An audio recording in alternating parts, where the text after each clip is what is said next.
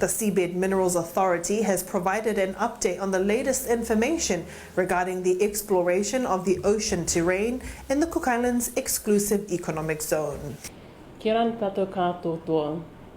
It's been a while since the Seabed Minerals Authority gave an update to our Cook Islands public, so I wanted to take this opportunity along with our advisory committee to do this.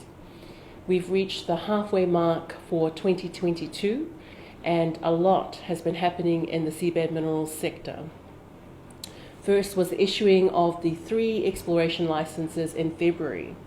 It took us 16 months to run this licensing process, and I have to say it's got to be one of the most comprehensive processes ever run in the Cook Islands. It involved many checks and balances and different government bodies and external experts. Now, some people may be wondering, what does this mean for our country? Well, between the 3 companies, they have committed a combined $193 million to their work plans over the next 5 years. Most of that is going to go towards research expeditions in our Cook Islands waters. Now, most people don't know this, but it costs tens of millions of dollars to do research expeditions.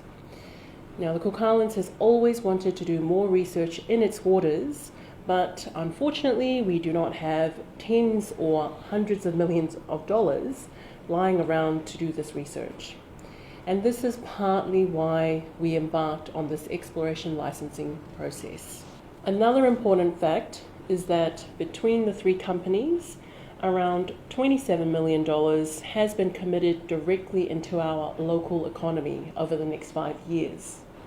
This includes hiring Cook Islanders, setting up local offices, using our local goods and services, such as our ports, fuel, and food supplies.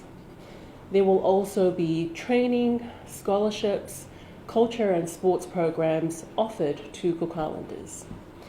For me personally, I'm most excited to see our people taking up the opportunities that are coming up in this sector.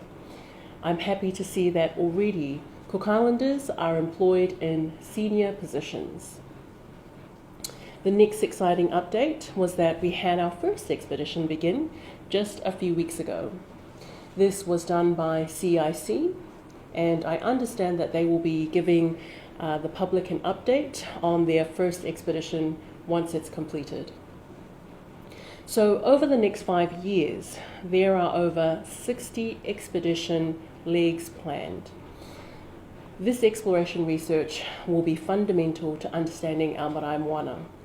It will help us understand any potential impacts that future mineral harvesting may have. Now, to be clear, we are only allowing exploration at this stage. We have not made any decisions on whether future mineral harvesting will go ahead.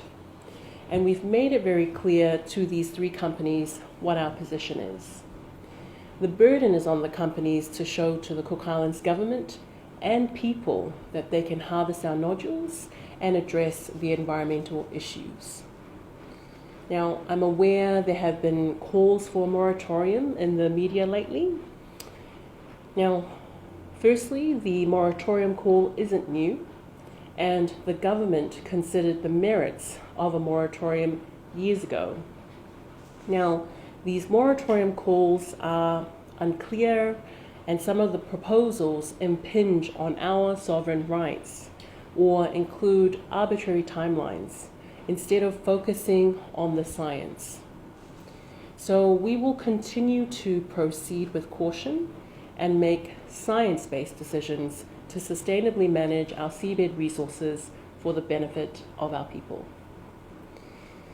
Now, behind the scenes, our team has been working hard the last few months to ensure that we have strong processes in place to regulate these exploration companies. We've also been doing training for our staff, some who are now appointed as inspectors, and these inspectors go on board the vessels when they go out for expeditions.